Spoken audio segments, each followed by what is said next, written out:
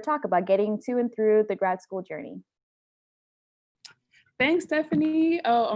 Thank you again to the entire team for the STEM Success Summit for this opportunity. I'm really excited to be talking to you all about the grad school journey. We're going to be sharing some truths and also information to help you with applying and keeping that money in your pocket. All right, so let's get started. A little bit about me. My name is Allanté Whitmore, and I am a proud Detroit native, and I'm a proud HBCU grad. I went to North Carolina A&T, and then I did my master's at University of Illinois at Urbana-Champaign, and I'm now a third-year Ph.D. student at Carnegie Mellon University, looking at autonomous vehicle deployment, equity, and transportation needs as it relates to public transportation. So I've had quite a journey through graduate school, with a couple hiccups that I'm going to be sharing with you all today. So very bare bones how to get to and through grad school. First, we're going to talk about applying to graduate school. How do you do it? What does that look like? What should you be looking for? What should be important when you're considering a graduate program? Next, we're talking about securing that bag. Now, most of us or all of us are in STEM, so it's a lot higher likeliness that we can get funding, but you might not know about the different types of funding and what that looks like. So I'll be explaining that as well. And lastly, once you've got the bag and you've already gotten into grad programs, we're going to talk about making that stipend stretch. And I'm going to share with you how I'm able to still continue traveling, paying down debt, and investing in my podcast and the things that I do outside of graduate school in the meantime. So I'm really excited that we're going to be talking. I'll be checking the Slack. I'll be checking the Slack for any questions you might have. And of course, we'll have them at the end as well. So the first thing is just wondering, what degree are you seeking? Even if you're in engineering or anywhere else in STEM, there's still a lot of options when you're applying to graduate school. There could be law school, you could do the doctorate track, or an EDD, which is an applied doctorate program, MD, MSW, PA. There's plenty of options, masters of engineering, and they all kind of have different things that make them unique and make them special. And we're going to talk about why you might want to think about what exactly you're trying to do when you're picking a degree program. So a little bit about my journey of applying to graduate programs. So I have been through this process 2 times. First was in 2012 when I graduated from A&T, and I was elated. I discovered my love of research my sophomore year of college, and I was like, okay, how do I do research as a career? What does that look like? And literally I asked a professor over lunch, and he said, you get a PhD. And immediately from then on, I decided that was the route I was going to take. And so I applied to the program I'm in now, actually back in 2012. I also applied to University of Illinois and probably 1 or 2 other graduate programs for a PhD. I actually did not get into Carnegie Mellon the first time I applied. I was demoted to well, not demoted, but they invited me to do a master's with probably the intention of trying to see about a PhD, but I actually ended up going to University of Illinois. I guess I gave you a spoiler earlier, and that's a picture in 2014 where I was working in genetic engineering space in agriculture and biological engineering. I actually left that program with my master's, and in 2017, I had been spending time in Detroit as the McNair Scholars Program director at Wayne State University in Detroit. And there I was helping first generation low income underrepresented students go to grad school. I was literally sending my students to PhD programs, every semester. And while I was doing that for about 3 years, I just kept feeling led to continue the PhD track. I knew that that was still something I wanted to do. And so I spent pretty much that fall of 2016 semester working on my application process and trying to get my applications in to Carnegie Mellon and to other universities. And now it's 2019 and I'm in my 3rd year, and really in a dream program, something that I always thought was so interesting in engineering and public policy, and then being able to pursue a joint PhD has made it even more fulfilling as an experience. So I've done the applying thing twice. So I've picked up a couple of hints in addition to helping my students go through the program before. So the first thing I want to talk about is the difference between a master's and a doctorate. And if you are hoping to become a specialist, meaning you want to apply information, you want to move to a management level maybe in your career in like a corporate or industry setting, or you want to maybe like, you want to be like middle level management, middle level in corporate, a master's degree is probably really ideal for you. Whereas if you are wanting to lead research programs, lead research projects, if you want to work for like think tanks or something like that, then probably a doctorate is more along the lines of an ideal space for you. And you become a subject matter expert. So you pick a topic and you do a deep dive into that particular area where you have a really deep knowledge. Whereas at a master's, you have a little bit more of a broad and a more specialized knowledge, but not as deep as a PhD or any other doctorate. Like lawyers have a very deep knowledge of law. Medical doctors have a deep knowledge of medicine similarly. So that's something to consider as what is it that you want to do when you are done with your degree. Do you want or need to have this really deep knowledge of the space, or do you need to know enough skills that you can apply them to the problems that you're solving? So something that I think a lot of people consider when they're thinking about applying immediately is I want to go to the best school, like the #1 engineering program or the #1, psychology program, #1 math program in the United States. And that's where I'm going to get my degree from. And that's going to, write my ticket for the best graduate experience or my life after graduate school. And I really want to kind of debunk that. That is not important when you are considering the school you're at. I think the only exceptions are probably like MBA programs or things like that. And even that still, I think there are some nuances to using rank. So I want to provide some other suggestions and things you could be thinking about. First is location. Even when I was applying to PhD programs, my grandfather was very ill. And so I knew I needed to be within driving distance of Detroit. And so I only picked schools I could drive home if I needed to be home quickly. And that was really important to me because, again, being close to home was a necessity at that time. And before, when I applied to programs, like when I went away to college, I didn't care about being that far. I didn't care where I was at. I just wanted to go where I wanted to go. And maybe if you're thinking about particular cities you want to live in, or again, being close to home or being close to family or living places where you might have family there, those things I think are important and worth considering. The next is funding, which we're going to go way in deep and talk about that. However, that isn't something to consider. Then research interest.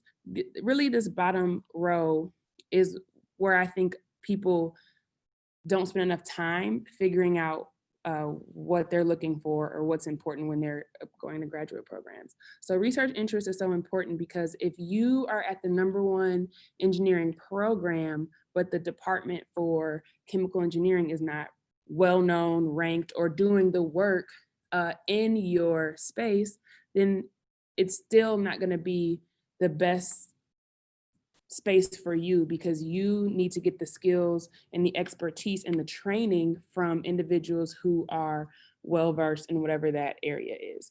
Or say if you were a biology major going for a biology PhD, you want to really get the skill set for whatever area or discipline or subfield within biology that you're concerned with. And if you're not doing that, but you're at the #1 biology program, it's really not going to be the best fit either. And you might come into challenges with an advisor situation. And again, just getting the skills you need to actually apply once you're done with your program. Next is prospective advisors. I always advise people to have at least 2 or 3 people that they could work with at any school that they're considering, because a lot of things happen. Remember that professors are people too. They are humans. Their lives change. People, they have spouses, they have families. they start those types of experiences in their program while they're working, and they could easily move. Also, opportunities can come up for administration, and then they are no longer available in an advisor capacity the way they might have been before, or they might move again for those opportunities. And being able to know that there's at least one other person or two other people that you could potentially transition to really helps you when it's in the event you have to have a transition like that. Of course, it's never the ideal situation. You want to find and select an advisor that you can work with. But again, life happens, and being in that position where you might have to start your PhD program over, or leave your PhD program completely, or just kind of being stuck in a gray area for a year, 6 months, that just ends up extending your time in any program, even in a graduate program, is not ideal. And lastly, something that I think we forget about, because masters, I think people are a little bit more easily able to think about this because it's typically 2 years. But if you are in a PhD program, it's such a long timeline that you kind of can forget that at the end you actually have to have a job and find a job. And if the people that are graduating from this program aren't going into careers or jobs that you're interested in, then that is probably telling if it's a good fit for you. Granted, you can also change your mind while you're in the process of your program. However, I think still having that in mind and some ideas of what you want to do, or seeing a variety of careers from the alumni, can indicate if it's a good place and a good fit for you as well. All right. So the application process, I describe it really as like a more intense college application. So we're gonna have 2 essays instead of 1, especially in STEM. You have the letters of recommendation, your transcripts, and the GRE. I do know that the GRE is becoming less popular, or it's changing over time, but I to my knowledge, at this point, it's still relatively standard in the STEM programs. So when we talk about applying, I think the best analogy is the cookout. What's the number one rule when you are going to a cookout? You don't go empty-handed. You bring something of value to the cookout. Sometimes it's napkins, sometimes it's paper towel, maybe it's paper towels, forks, also maybe you bring some chicken, or you might bring some of the meats, or the macaroni and cheese. But no matter what, when you go to the cookout empty-handed, everyone's like, so why did you do that? It's not cool. And really, I think the same idea can be thought of when you're applying. You want to make sure that you are showing the admissions selection committee the value that you are adding when you are coming into their university and coming into that department. And so you have a couple of opportunities to do so through your personal statement, your letter of recommendation, your resume or CV, and some key things you want to make sure you're including are your research skills, of course, I think first and foremost, or the willingness and the desire to build those research skills and really articulating what those are. Publications, if applicable. Awards, any leadership skills. So that actually shows up a lot more and counts for more than people sometimes think, that if you are involved very heavily in some organization like a NSBE or something like that, people understand that you are committed, and it's indicative of your commitment to seeing things through, which you need to get through graduate school. And any other ways you could think of your commitment to the discipline, to the research, that maybe that area, or academia as a whole. So first, to the personal statement. And again, I'm giving you all like a broad view, kind of like not 5,000, maybe like 1,000 feet view of the application process. And the first is the personal statement. So you want to establish your why.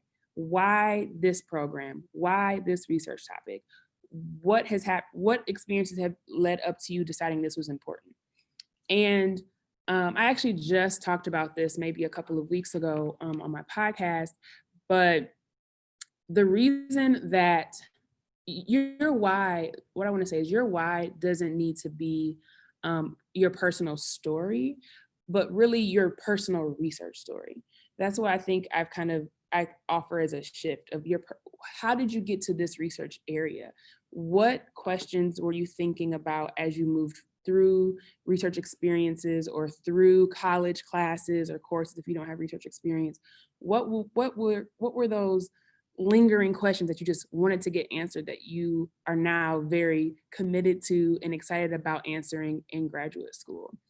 And I think that is really the importance. And in sharing that story, you'll be able to convey how you are ready for graduate school. So maybe you said, well, when I discovered, I'll use my own story as an example. You know, when I realized that I enjoyed research, I continued to do it, and I was like, okay, I like research. But a question that kept nagging for me was, okay, so how do we apply this research? How do we get this work that we're doing that's so important, that's revolutionary, that can make people's lives better? How do we get it from outside the lab into the world or into the United States? And that question, no matter what research area I was working on, because I've switched a little bit throughout my journey, but it shows that question kept showing up. That question kept showing up in every topic that I was studying. And that's the question I want to answer now. And that's why I'm in this engineering and public policy program, because that's what we do. But in that also showed why I learned these skills. I built these research skills here, and I started presenting here. And so I have this, the ability to communicate my work. And then I learned, another skill over here and this experience. Or I had a corporate internship, and I realized that I enjoyed the work I was doing, but I don't want to be in corporate and R&D. I want to be in the academic space. So there are ways you can tell your story, I think that can help you to, again, convey that you are ready for graduate school as well. Next is the research statement, which sometimes is called a statement of purpose, which I know is very confusing, like personal statement, statement of purpose, it's really close. But really, the whole point is to share your prior research experience and then give kind of a purview into what you want to explore in graduate school. What areas are you interested in? What have you been thinking about? What kind of questions you want to answer? And so, yeah, you're going to give a little taste of it in your personal statement, but this is where you go much more in depth. And also, I would argue in your personal statement, maybe not every research experience is going to be a perfect like storyboard. So you can kind of go into your research story and go more in depth with other research experiences that you might have had or that you hope to have when you're going through your program. So, when you're going through your application, excuse me. So it's like, what did you do before? What do you want to do? And then what are you going to do afterwards? Once you have all these skills that you have figured out that you want, what are you going to do with them afterwards? How are you going to apply them in the real world? Maybe you can indicate like the space that you want to work in. Do you want to work in international affairs and applying your work? Or do you want to work at a water resource company? Whatever that is, but showing that I have thought through thoroughly what I've done, how it prepares me for now, what I'm going to do while I have this time at this school, and what I'm going to do with it afterward to be productive. So next is letters of recommendation. I know you only need like 3 letters of recommendation for like most applications. However, I really highly suggest people secure like 5 to 6 recommenders, because what you don't want to do is burn out your recommenders. Again, these are humans. We are typically not the only person asking for letters of recommendation. And so being able to spread that a little bit, I think makes for a better relationship. So when you're applying for fellowships, what we're going to talk about next, you can go back to these people and ask them to do it as well. And of course, these are people you want to have relationships with, be it a course instructor. I wrote letters of recommendation for my students through McNair, previous research professors or research classes or advisors, etc. But again, you want to spread them a bit so you're not inundating them. Like, I need you to fill out 5 applications for me or 5 recommendations. And that also will, another part of that is that it could potentially water down what they say, because they're trying to make it too generic to fit all these multiple places. So another tip that I really suggest is telling them what to say. And I have like a matrix where I write down the skills that I gained from each individual or while I was working with them. And I like give them like sentences almost to say, oh, remember when I was working with you, I did X, Y, and Z. And really, to me, it makes for an easier writing process for them when it comes to writing that letter of recommendation. Next is the GRE and then CV. So like I said, the GRE, it's a standardized test. Study as best you can and take it. Magoosh is a really great resource that I recommend a lot. One summer, actually, we used Magoosh exclusively for my students, and their scores were equivalent to going to a paid private tutor that we would have, like we had the previous summer. So it really is a great resource. I'm not sure how much the paid program costs, but I believe it's relatively affordable. Like I would say definitely less than $20 a month. And if you're only studying for a couple of months, that's not that bad of an investment, because I know some of these other courses are very expensive. Next, a CV or resume are typically requested. If you've been taking time off and you're about to go back to graduate school, remember, as alumni, you can typically reach out to your undergraduate university, their career services, and have them look at your resume, or you can pay someone to check it out. You have options, but the point being that you want to make sure it's up to date and it looks up to snuff. Doesn't need to be necessarily like snazzy, but it definitely needs to be professional, needs to look good, and absolutely up to date with your correct address and all those things.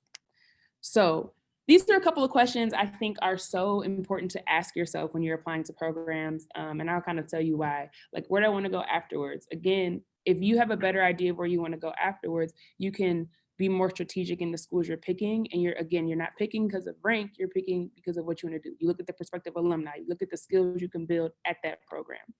That is going to help you make a better decision and get a better fit when you're selecting your program. Next, will I make more money? I think this is something that we need to really think about.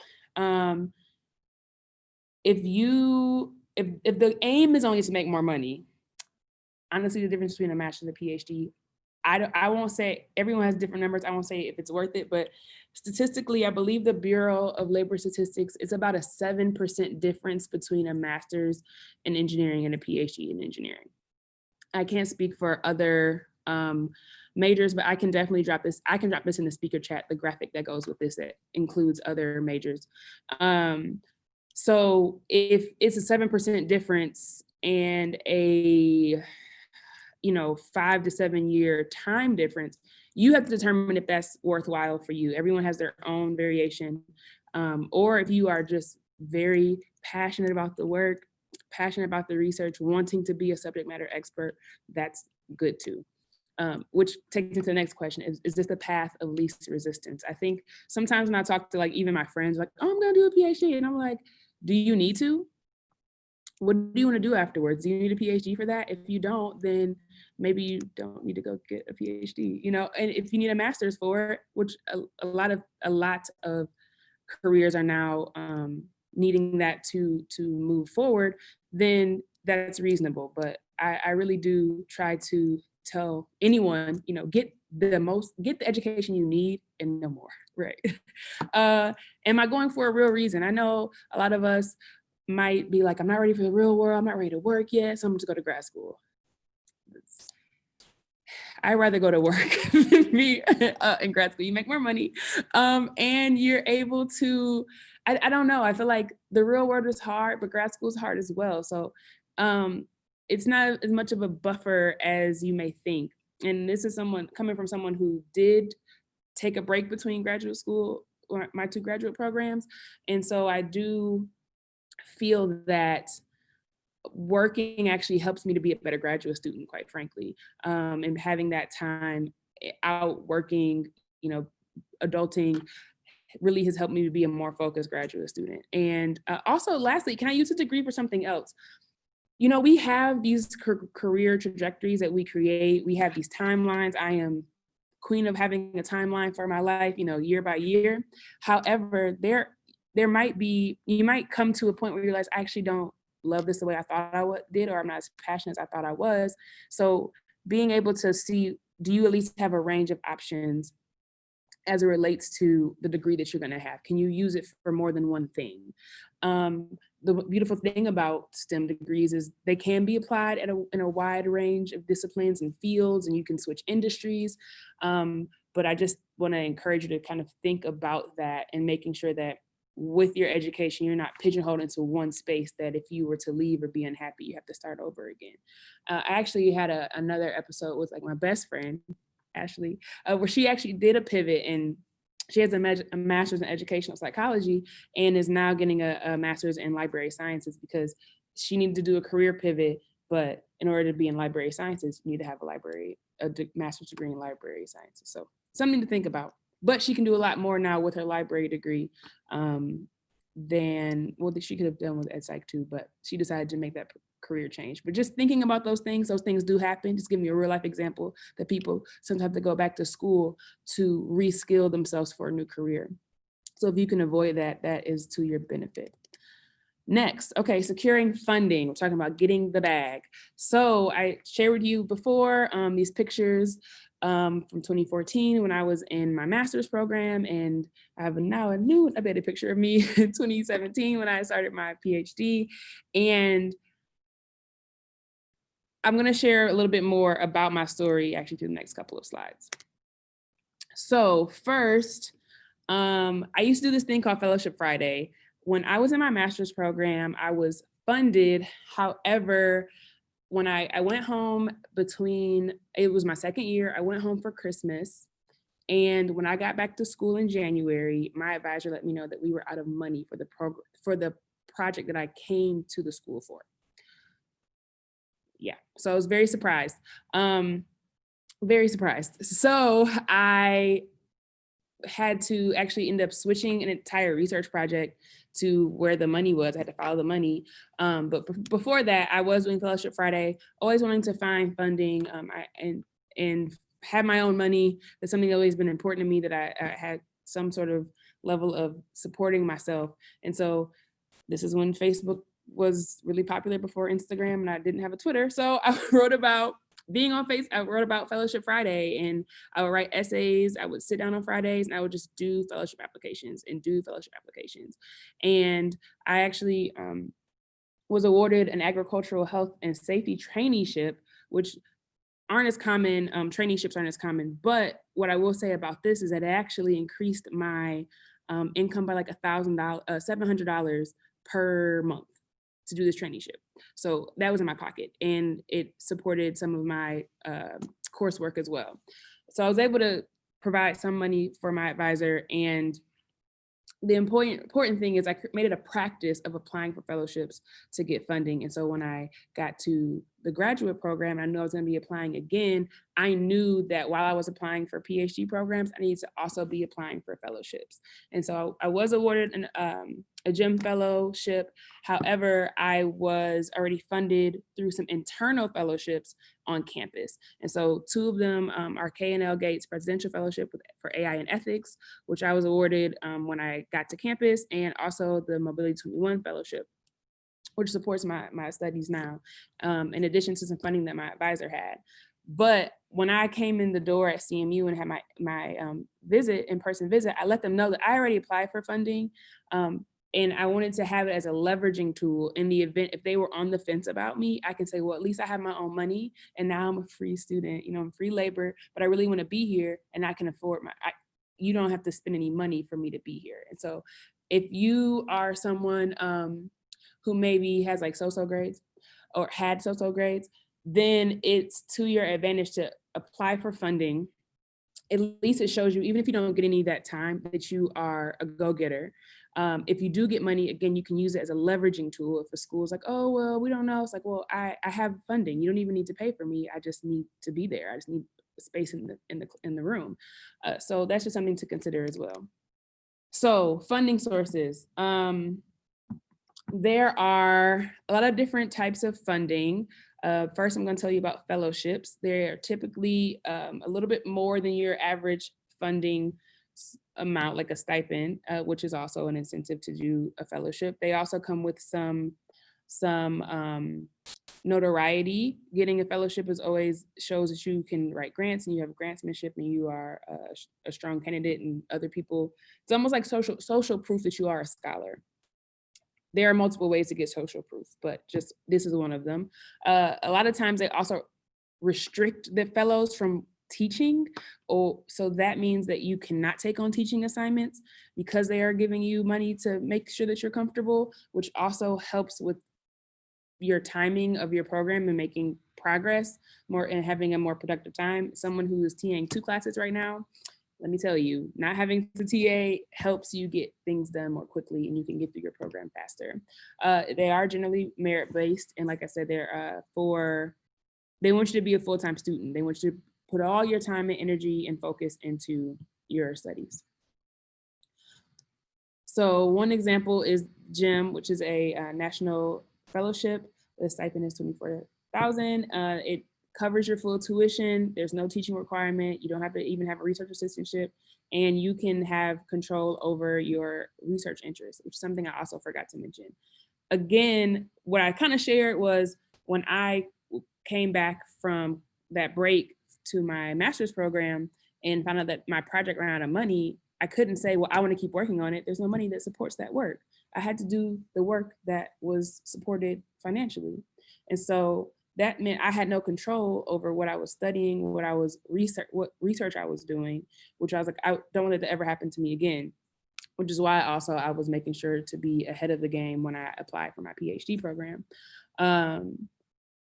And what you can also do is, well, I'm really interested in this area. Well, now there's no cost to you exploring that area, even if it might not be the exact level or the exact area that someone's working on in the department. You want, again, someone who can help you build the skills and access to skills building from subject matter experts. However, maybe there's a little divot in the work that you do where it's related, it is under the umbrella of that person's expertise, but that might not be directly what they do. But when you have your own funding, you are able to say, well, I want to work on this. It's still under your umbrella, so it's still relevant, but I want to work on this, and you can do so because, again, you have your own money. So assistantships are a little different. They produce tuition waivers, and tuition waivers is how you go to graduate school. Another way to go to graduate school for free. Fellowships, of course, they pay for your tuition. Assistantships also pay for your tuition, but at service to the university. And so I am a research assistant, and I'm also a teaching assistant, but the research assistant is what generates my tuition waiver. And so I am required to spend at least 20 hours, which I spend much more per week, conducting research for the university in some given area. And the area that I study, like I said, is autonomous vehicle technology.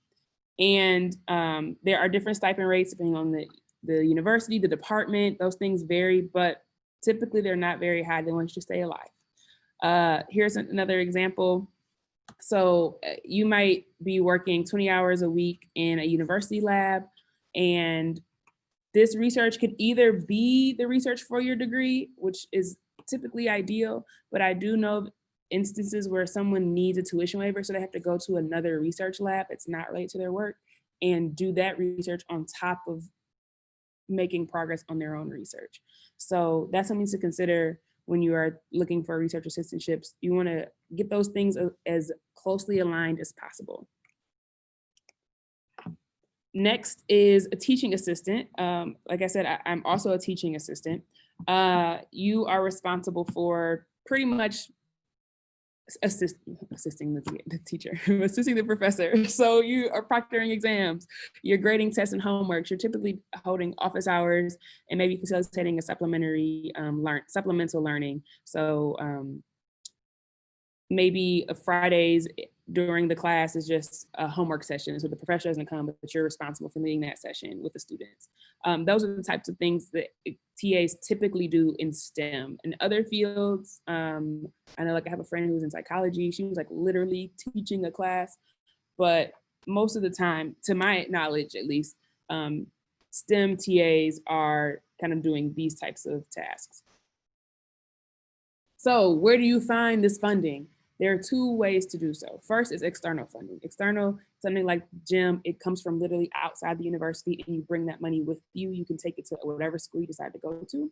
A really great website that I always suggest is ProFellow. It's the world's largest database for graduate fellowships.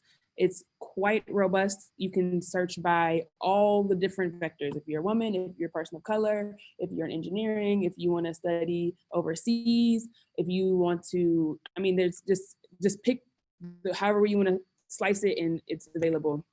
And I think that is a really great database. And there's a lot of good resources on that website as well. Then there's the internal database. So if you are thinking of a couple of schools you want to apply to, you should go on their website or just Google the school plus internal fellowships, or just school and fellowships page. And there will be internal opportunities. For example, like K&L Gates and the Mobility 21, they're both internal fellowships. And the great thing about internal fellowships is this last line. They are nomination based, AKA no real work.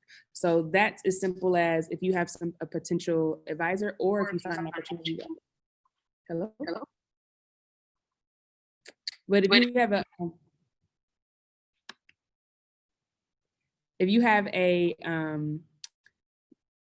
have an advisor and your advisor is working with you, if you already have an advisor, like maybe you're already started your program, you could literally send an email like, hey, hi, I was really interested in this fellowship. Do you think that we can put in a nomination? And it's like an email, like a couple lines of an email, or might ask for an abstract of what you're going to accomplish during that time. So those to me are really great because they're lower work and still produce tuition waivers and are able to pay for your program. So lastly, how to apply for funding. Pretty much the same as applying for PhD programs or graduate programs. You want to write a really strong personal statement. You want to write a really strong perspective research essay. Stay in touch, of course, always with your recommenders. Just give them a quick update maybe once a year, or just say how you're doing, or even put them on a Google alert so when they show up, when something happens, you can like send them a quick message. And you want to always keep your eye out for funding opportunities. Most departments probably release like a D list or some sort of list of fellowships, or the graduate department, the graduate college, if there's one there, they might have an opportunity website, opportunity email, or they have a website. Whatever it is, follow it. The Pro Fellow email list is a great list to be on as well. But you want to apply for multiple funding opportunities. Just keep applying, keep applying. If you get some no's, what you're going to do is learn how to do better on your applications. And you can always ask for feedback. Some will provide it, others will not. But either way, you will know how to, you will iteratively get better at applying for programs. Okay, making sure I'm still doing good time. So now, right, we're going to talk about making that grad stipend stretch. So we've gotten into this program, we've secured our bag, and now we found out that it's not that big. But the bag is secured. So, we're going to take it, but we're going to make it stretch. Okay. So actually one of my very first international trip of my life in my master's program, this is a picture to the left of me, whitewater rafting with some of my lovely friends. We went to Costa Rica for 10 days. And that was an amazing experience. It has now made my life much more expensive because I love traveling. This one is like this picture. The next is from Seattle, maybe 2 months ago. And again, I'm still able to pay down debt while I'm in graduate school, paying down personal debt, and I still get to eat out. Now, what I'm going to share with you is how I'm able to do those things. So I feel like I'm still able to live a full life, something that's fulfilling without having to feel like I'm in the poorhouse all the time. So the first thing is recognizing that, again, the bag you secured is, so graduate student stipends are typically less than $30,000. And one time I tweeted that, and the range of responses that I received was wild. Like, I mean, some people are talking about like $14,000 a year. I mean, that is really, really low. And we have to make it work. We just got to make it work. So I'm going to tell you how to figure out how to make it work. First thing is figure out that one thing you cannot live without, and then everything else, you cut it out. That is what I did. That is how I'm able to, again, invest in the podcast, also pay down debt, and still get to travel. Maybe not as lavishly, but I still really get to enjoy myself while I'm in graduate school. So Like I said, this stipend is less than $20,000, $30,000. And so I've just given you kind of a ballpark range of how you should allocate your budget. And this is, you can find on any website, there's typically, they always kind of ebb and flow around this number, but this is really a nice kind of, like I said, ballpark of what one would be spending on their living expenses if they were making $26,000. And yeah, I mean, in most cities, you can't live on $650 by yourself. So that means you might have to have a roommate or share a house. If you're living in LA or living in California, you might have to share a room. But, the point is, again, just letting you know and think about, I think this is something also you think about location. Something I always tell my students is I understand that when we're young, we want to live in like really fun cities that have all the amenities that we enjoy. And while I think that is great, I do still think one wants to be prudent while they're in this moment. And that after your graduate degree, you will be able to afford more. And so maybe you can live close to those cities, but you have to live in them. So like I live 4 hours from DC. I live 6 hours from New York. If I ever want to go have fun in those places, I just drive, but I don't have the living costs of experiencing that. And maybe something closer, you need to be closer, maybe Baltimore. But just something to consider when you are thinking of schools is you don't want to go in debt while you're in graduate school, especially if you've done all this work to not have to take out student loans, but then to get in personal debt during the time. You really want to it's not setting yourself up for the best financial future. And that's something that I think is really important as we are trying to create generational wealth. We want to have amazing careers and opportunities, and you need money to do some of those things. So this is, like I said, a breakdown of the budget. Next, you see how much that is. So my question is, what can you give up? So for me, I can't give up my travel. I can't give up my sushi. I love sushi. So once every other week I get sushi. Travel, I've had to slow down. Like next year, I'm traveling, I said, no more than 4 times. I don't get my nails done anymore. I figure out how to do it myself. My apartment, I have roommates to keep my costs low. I don't drink coffee, fortunately. I go to the free gym on campus. I do my own hair.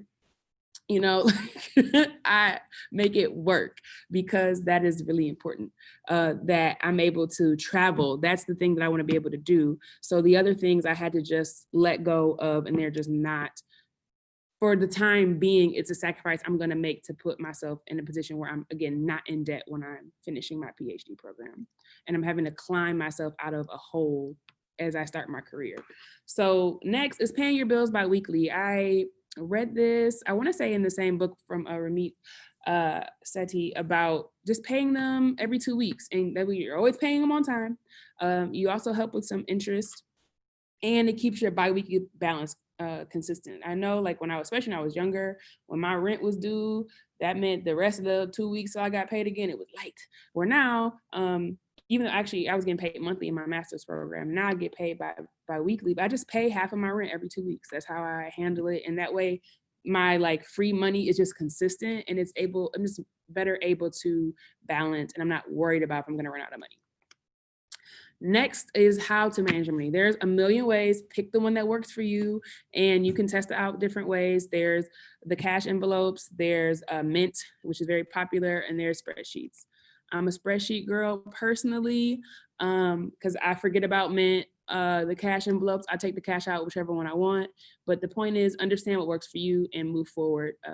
Don't think too deeply into what's the best way to do so. Next, another option is budgeting to zero. So that means accounting for every single penny in your Excel spreadsheet, your cash envelopes, your Mint. And that means putting money into your savings, putting money into, paying your debt.